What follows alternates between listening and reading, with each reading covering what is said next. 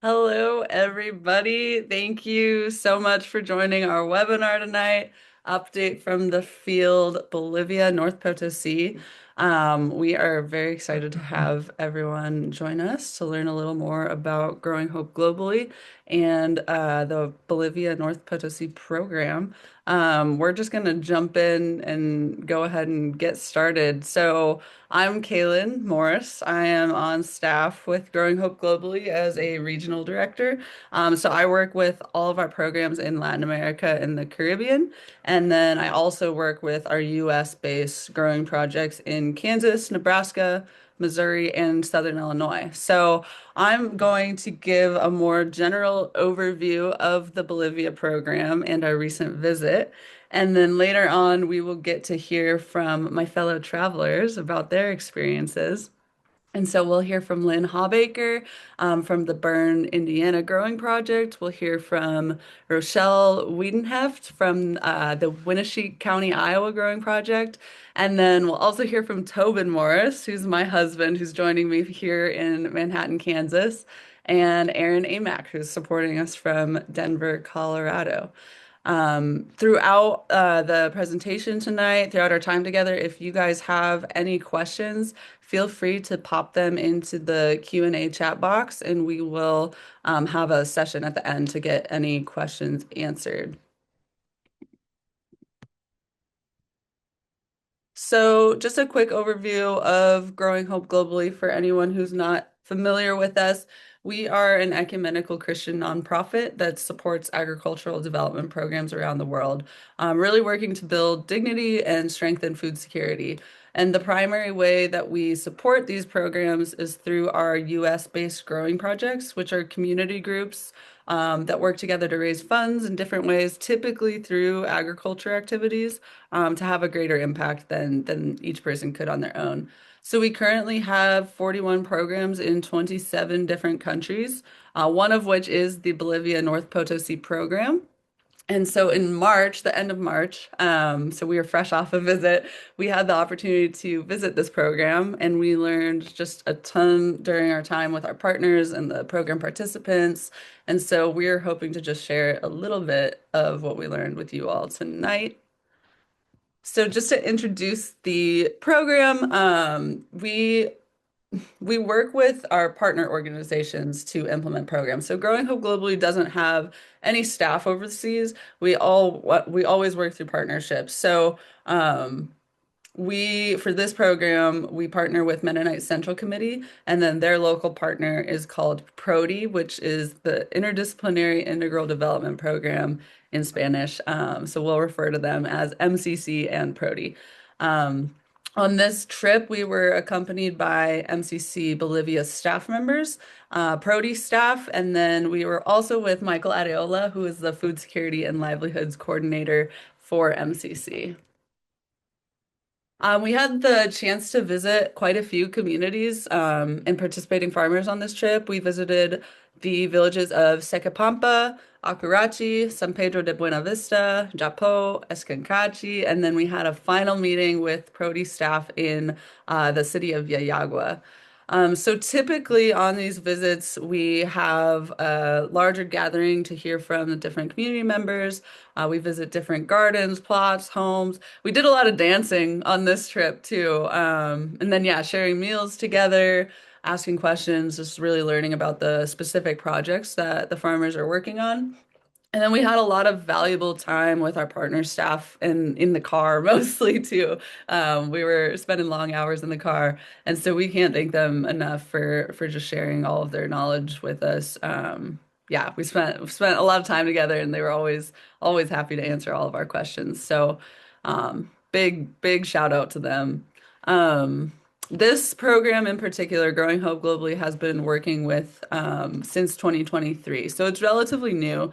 The most recent phase spanned from April 2023 to March 2026, and they just began a new 3-year phase this month, reaching more communities. So these multi-year projects allow for more flexibility and time for the partner to develop these programs that really allow them to do work with a holistic approach. So here is just a map of the program area. So this program is located in the northern part of the Potosi Department, which is like a state, and then it works in the municipalities of San Pedro de Buena Vista, Chayanta, Pocoata, Ocasio, and Arampampa. And Ocasio and Arampampa are new additions for this new phase of the program. So on this map, you can see, yeah, it breaks it down South America, Bolivia, Potosí, and then the program is located in that northern neck of Potosí. So the communities here are all indigenous Quechua communities. They speak Quechua. So we were translating from Quechua to Spanish to English and back. They're very remote communities. They're located at super high altitude too. So we flew into a lower altitude in Santa Cruz, worked our way up to Cochabamba, and then spent a lot of time driving through the mountains to actually get to the communities we were visiting.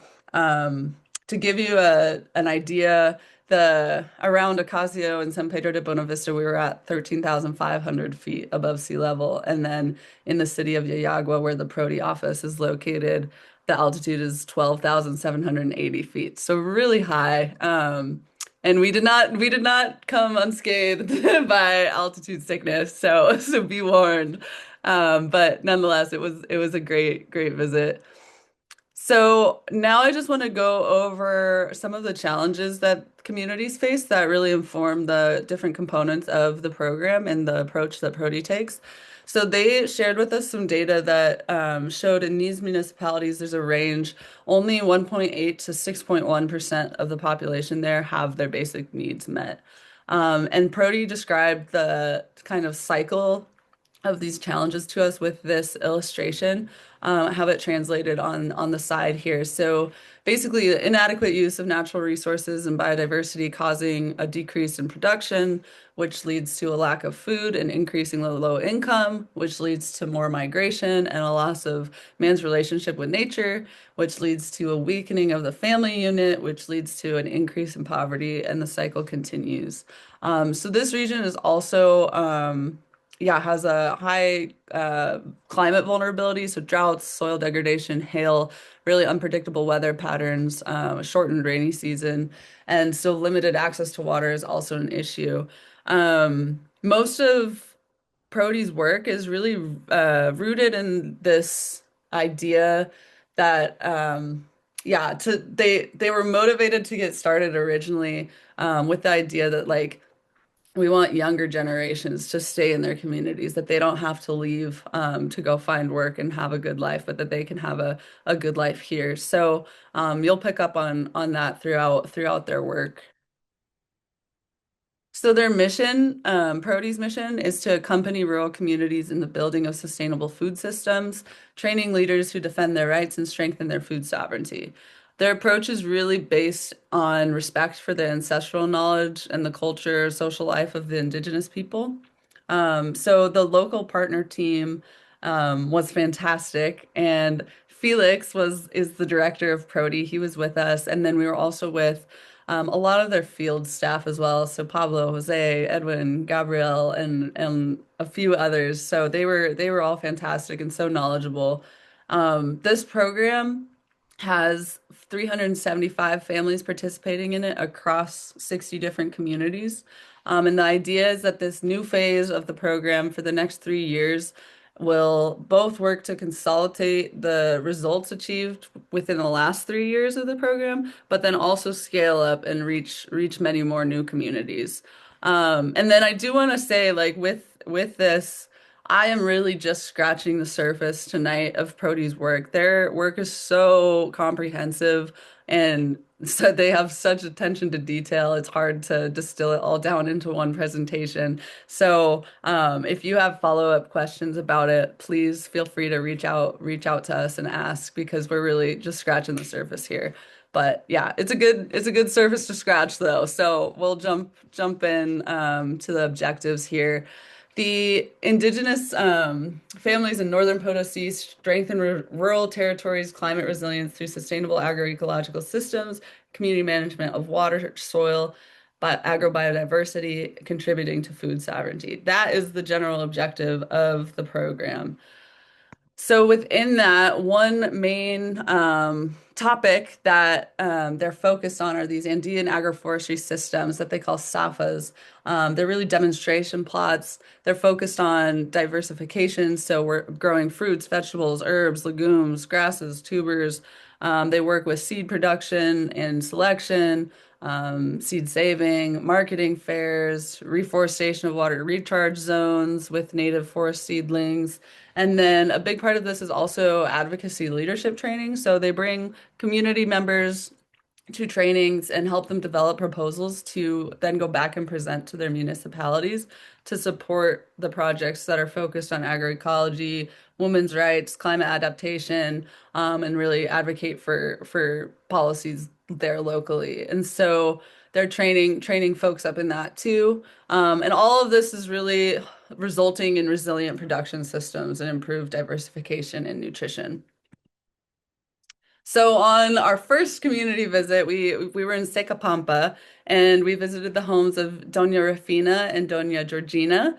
And then Jose is the PRODII field tech here on the right that accompanies this community. And he shared that before this, they were only growing corn and guava, but now you can really see the diversity of their products in this photo. So Doña Rufina shared that she really likes to have this diversity of fruits and plants because her family can enjoy them and they don't have to go to the market to buy fruits. But she also likes it because they can sell it at different times in the market as well. And then one result to highlight from the last phase is on average, they reported families going from producing 6 products to 12 products, which is really cool. And yeah, just strides in nutrition too. And the fruit was delicious. So really exciting to visit that community and see kind of the fruits of those agroforestry systems. The second main component that I want to share with you guys are these sustainable agroecological living schools. They call them AVAs. And so they select plots where producers implement different practices, they apply different soil techniques and management techniques, and they monitor the results. And so it's really participatory research with the farmers, and they kind of operate as like local innovation hubs, and then PRODII works to share that information out through their network of farmers too. So we got to see this a few different ways on our visit. We visited the community of Japo and met with Don Valentin here in this picture and his wife, Doña Marta. And then Gabrielle was the PRODI field tech that accompanies them. And they're working to preserve native potato seeds. And they've seen huge success here. They even have grown a few new unknown varieties and they've named them after each other, which is really cool. But because of Don Valentin and Doña Marta's work, other farmers in the region have been able to participate in research on kind of the nutritional value of different varieties of potatoes, which ones grow best at certain altitudes, things like that. So you can see, man, just the variety of all of those potatoes in that picture on the right. There were so many different colors. They were all delicious. But yeah, that was one example of this component. And so one more example that we got to see was in the Escancachi community, where they have a community seed bank, and it's really a pioneer seed bank in Bolivia, first of its kind. So a local farmer named Limber, he is also now a field tech with PRODI, but he just completed a thesis demonstrating the effectiveness of the community seed bank. And so now that they've demonstrated that it's useful and successful, they're working to present it to the municipality and make it available to the whole community to get seeds. And then one farmer that we met with there that works with the community seed bank, his name's Geronimo, and he said, for us, it is important to have this bank because when we have natural disasters, we know that we still have seeds. Here's the inside of the seed bank. You can see the silos that they have in there. And Lambert's research was really focused on like the temperature control of like outside the seed bank, inside the seed bank, and then inside the silos as well. And then this is a picture of Lambert here on the left and Geronimo playing the charango for us. So yeah, they were kind of the lead on that visit. And then the third thing I want to share about are these water harvesting systems. So they're building these water harvesting systems for family irrigation with the goal of storing more water to ensure agriculture production. So we heard about the impact of these water harvesting systems in the community of Akurachi, where we had a big meal. And a farmer named Doña Maria shared that all of the stuff that we were eating, all of the corn and beans and just a variety of food, all of it was possible for them to grow because of the water harvesting system. So they build the water storage at the top of the hill, and then there's springs that fill, and then they pipe it to the community for use on their fields. And one result to highlight from the last phase is they reported 0 families to 60 families with irrigation systems. So really exciting to see that. The overall impact of all of this is really more than just agriculture. It really strengthens the social fabric and the local leadership. One quote that PRODII shared with us was investing in agroecology is investing in resilience, governance, and a future for the families of North Potosí. And that really was evident on our visit. The other thing I want to just highlight really quickly is a summary of like the budget with Growing Hope Globally. So the Growing Hope Globally funds that go to this program are covering salaries for the project coordinator and the field technicians. It's covering the supplies and equipment to make all the trainings and technical assistance possible. So seeds, initial equipment, initial inputs. And then also transportation, travel to make the trainings and technical assistance possible, fuel, meals, those materials needed for the exchange of experiences. And then a small amount is allocated for their administration, monitoring, and evaluation. So Growing Hope contributes a total of $60,000 annually for this program. So now we're going to hear a little bit from my fellow travelers. So I'm going to put Lynn on the spot here. Lynn Hawbaker, he's a farmer that's involved with the Burn Indiana Growing Project, like I said. So yeah, Lynn, if you want to just share a little bit about your experience on the visit, that would be fantastic. Well, I'm involved in our project here in Bern, Indiana, and we've been contributing to the North Potosi project. 6 months ago, Bolivia wasn't on my radar until I heard about the program, and it was like this was the first trip that I've participated on with Growing Hope, and uh, and I look forward to doing another one someday.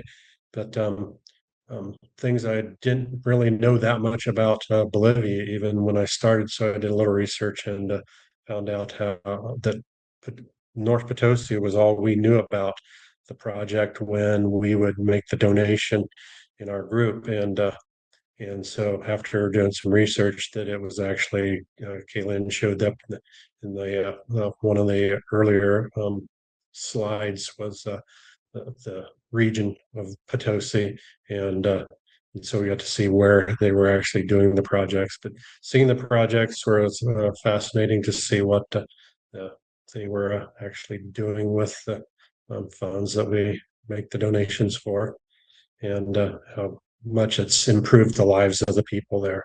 So I don't have that much to say about it, but it was like it was well worth the trip, that's for sure. To see the projects, it's one of those things where you feel like you actually got more out of it than what you actually put into it sometimes. But um, if one of the others want to comment, I'll leave room for Yeah. them. Yeah, thank you so much, Lynn. Rochelle, if you want to jump in and just share a little bit about your experience. I know you were yeah, really excited about the relationships you saw. So go for it.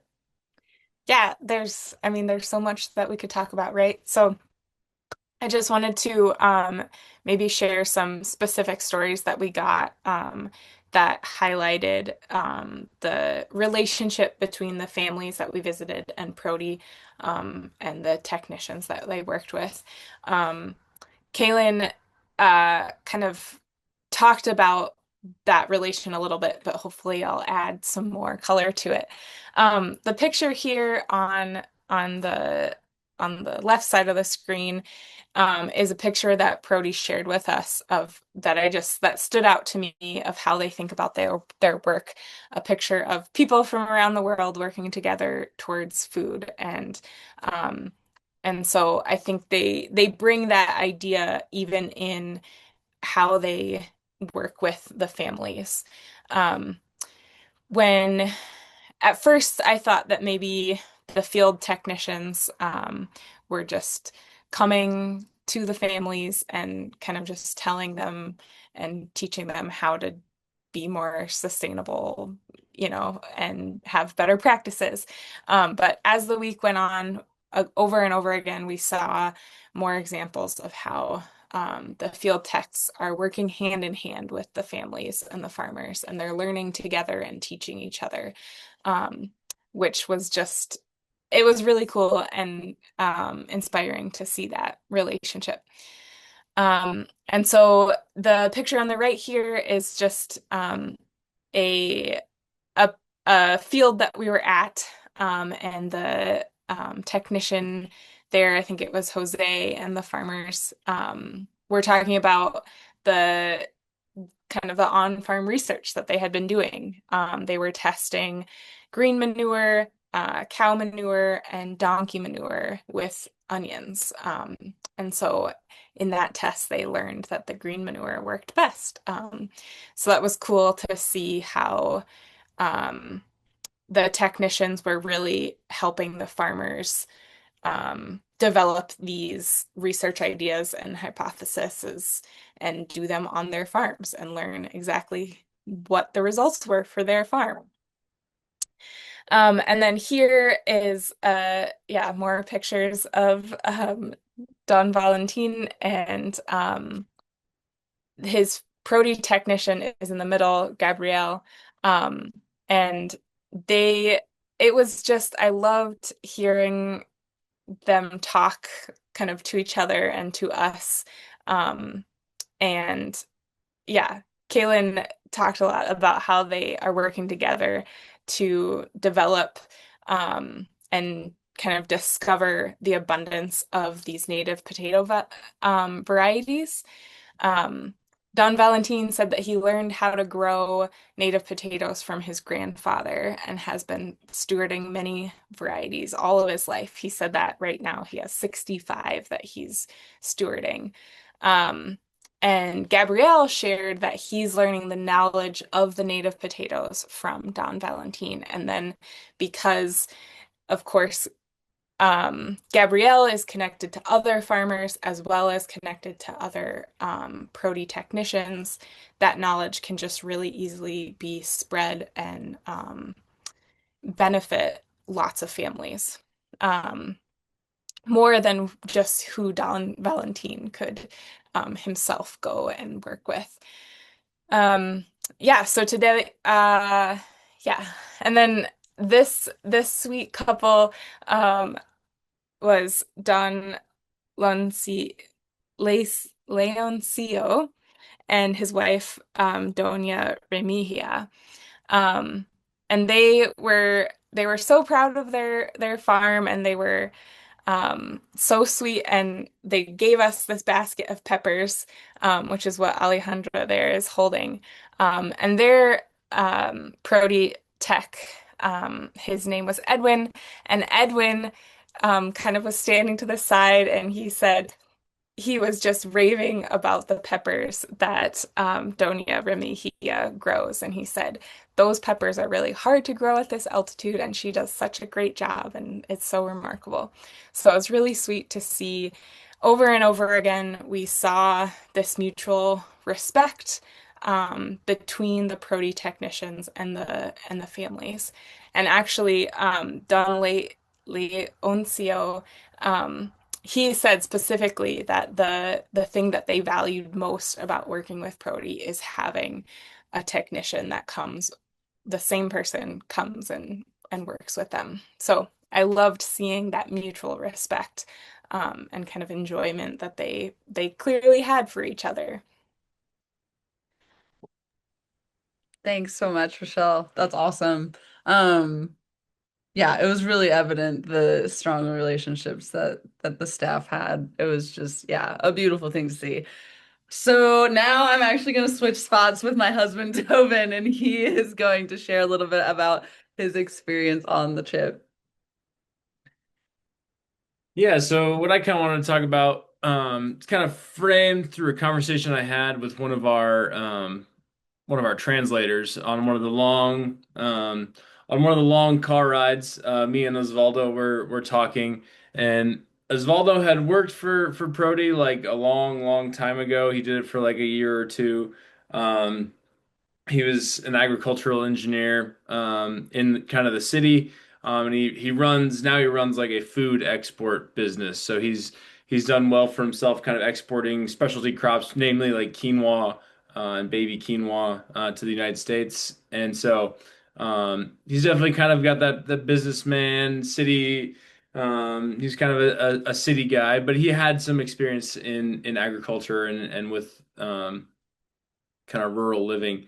But we were having a conversation, and he was kind of saying that one of the things in that cycle from earlier in Kaylyn's presentation was the migration of people from the rural areas to the urban areas, and he saw that as, oh, like I don't really see that as a bad thing. Like look at how these people are living, and they can they can move to the city where there's opportunity.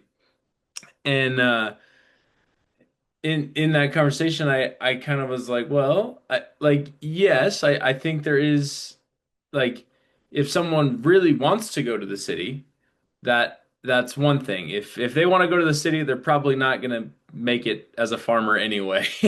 You know, if someone wants to live in the city, they're probably not gonna want to be a farmer.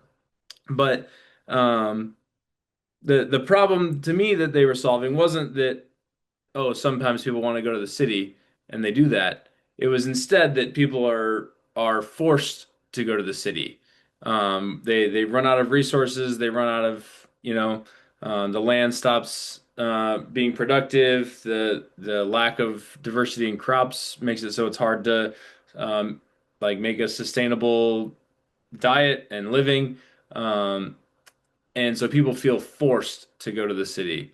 And because what I saw was a lot of people that were like living a very full life, and just so content with what they've been given and the skills that they've been given and the way that they were stewarding those.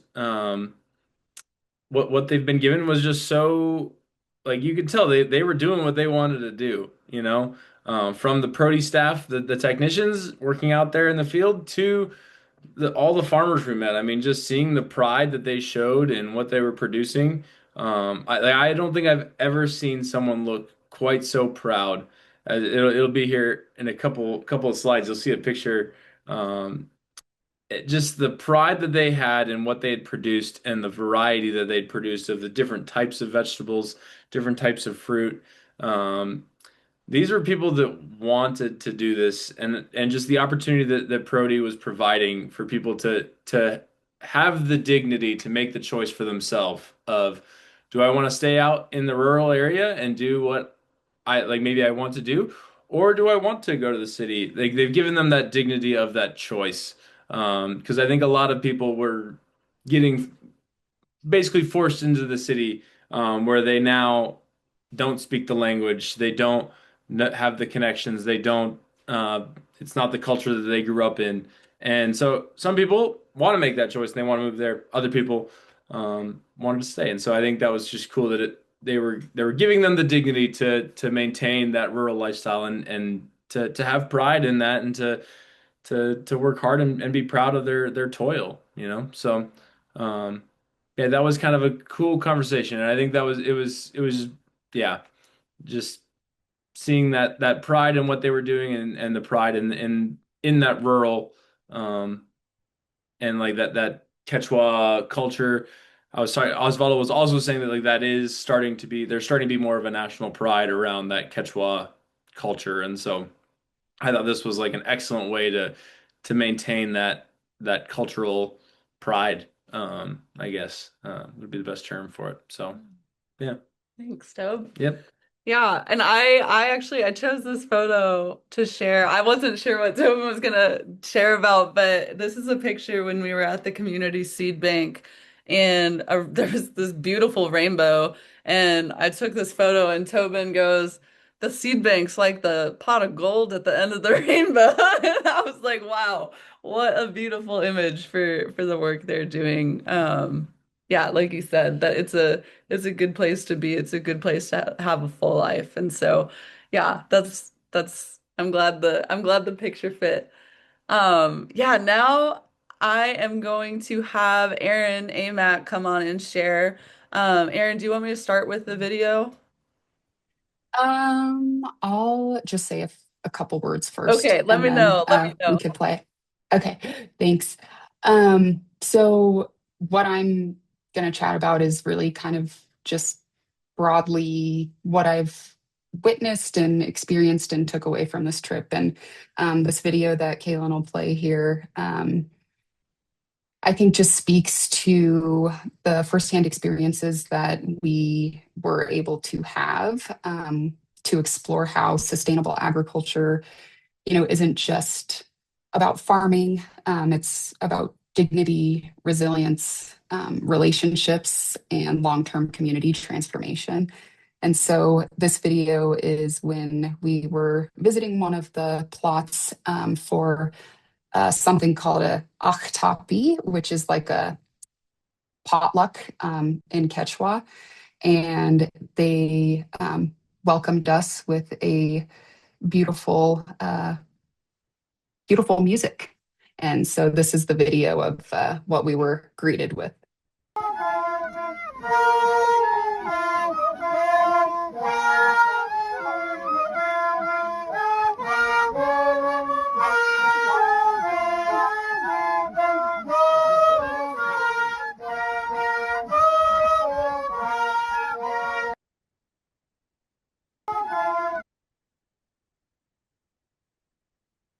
All righty. And then, this picture is just kind of piggybacking off of what Kaylyn shared earlier, one of the first plots that we visited in Secapampa. And seeing and visiting this plot really had me rethinking help versus partnership. I think this showed the result of how sustainable development differs from just short-term aid.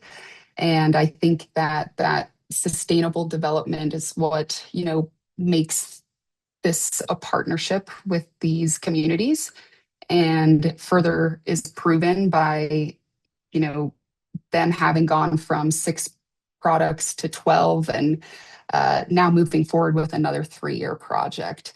I think this really, shows and solidifies what it actually means to walk alongside of a community. And we can go to the next slide. Perfect. And I wanted to share this experience to, I don't even know if this, talking about it in pictures won't even do it justice, but this is a lovely woman, Doña Reina, who walked hours with all of this produce on her back to show us all the crops that she has harvested and how, um, you know, she was just so proud of her harvest. And this was truly amazing that she, was able to cultivate and harvest all of these delicious goods. And I was thankful that we were ones that she was able to share her products with. And, we ultimately ended up buying all of the produce to eat. And yeah, it's just a good success story.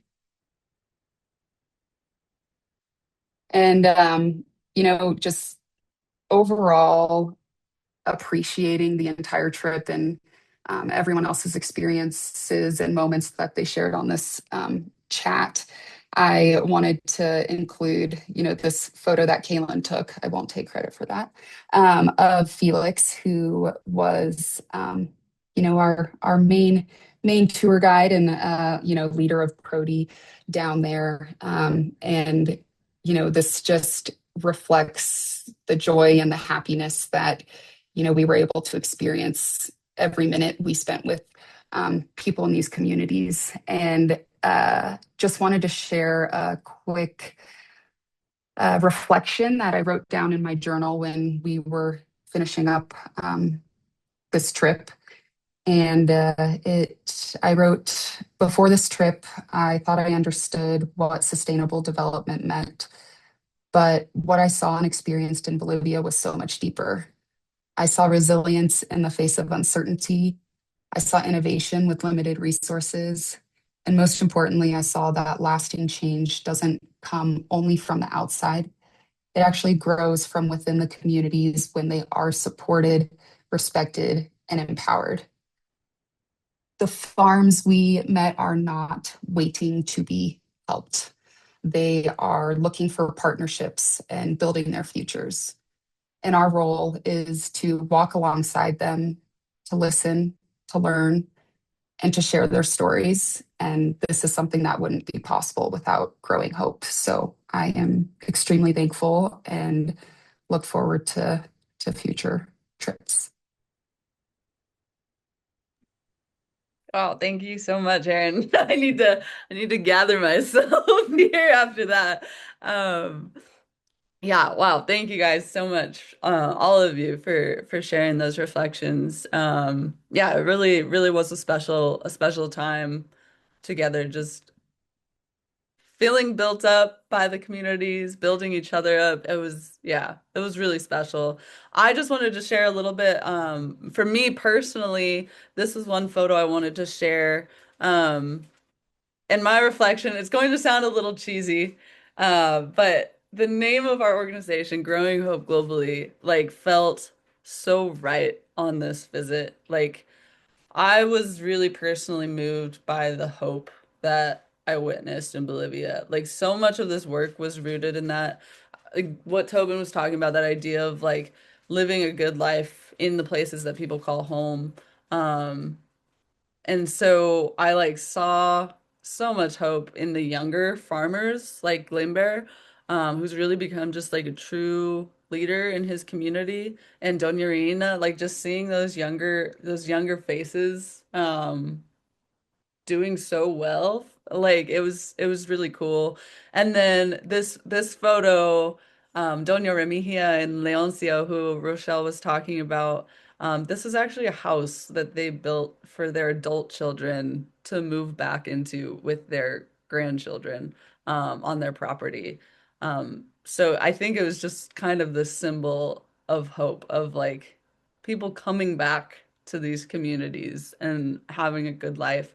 And Doña Reina, who Erin shared, that picture of with all the produce. I wrote down a thing she said while she was talking, and she said, "I'm happy to be here in my place and not to go to the city, because in the city all the time you need money, money, money. But now in my home, I have everything that I need.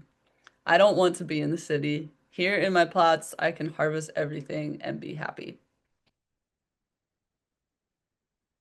So with that, if you guys have any questions, please enter them into the chat at this time. While you are typing, I just want to give a few plugs. So if you're interested in doing this, if a learning visit sounds like something you want to be a part of, we will definitely have more opportunities to travel in the future. So you can stay tuned on travel opportunities on our Visit a Program page on our website, growinghopeglobally.org. Or you can sign up for our e-newsletter on our website. You can follow us on social media. We'll keep you in the loop about future visits. And then this QR code will take you to our Support a Program page, where you can donate to the Bolivia program specifically, or any of our other programs around the world are listed on there as well. So please go ahead and check that out if you get a chance. Really, really good stuff going on that you can be a part of. So with that, I'm going to check the chat box. And Gary asked, this is a great question. So Gary asked, what is MCC's role in the project? So MCC is our implementing organization, and so they're the ones that link us to PRODII. They're the ones that are accompanying PRODII as an organization. So MCC has staff in Bolivia that we met, Alejandra, Jeremias, Abby. There was a crew of folks that put this visit together for us. Incredible, incredible people. And they're all working to accompany PRODII as a partner organization. And MCC Bolivia has a bunch of other work going on too, other partners focused on other projects. And they're walking alongside PRODII as an organization, helping them build their capacity, and then bringing the proposal for the program to us to support. So that's MCC's role. They help with monitoring and evaluation too, with reporting, all of those types of things. But yeah, really just accompanying PRODII and alongside those staff members. So that's kind of how MCC works. They're the ones that are bringing it all together. So we're so thankful for their partnership. And really thankful that Michael Areola, who I said earlier he's the food and livelihoods coordinator for MCC. He lives in Winnipeg, Canada. It was just fantastic to have him on the visit with us and sharing his knowledge and reflections too. So yeah, MCC plays a huge role in all of this. I do not see any other questions at this time. But if you have any, don't be shy. You can always reach out. My contact information is on our website, on our staff page. So if you have any lingering questions, please feel free to get in touch. And then I just want to wrap up by saying, like, just like we're grateful for MCC's work and PRODI's work, they're grateful for everything that you all are doing here to support their work. So thank you, thank you, thank you. Thank you to everyone for sharing. Lynn, Rochelle, Aaron, Tobin, thank you for being a part of this, for getting out of your comfort zone and yeah, learning about this work. Thank you to everyone in the audience for joining us and to everyone that makes this all possible. And with that, I will close us up and have a great night.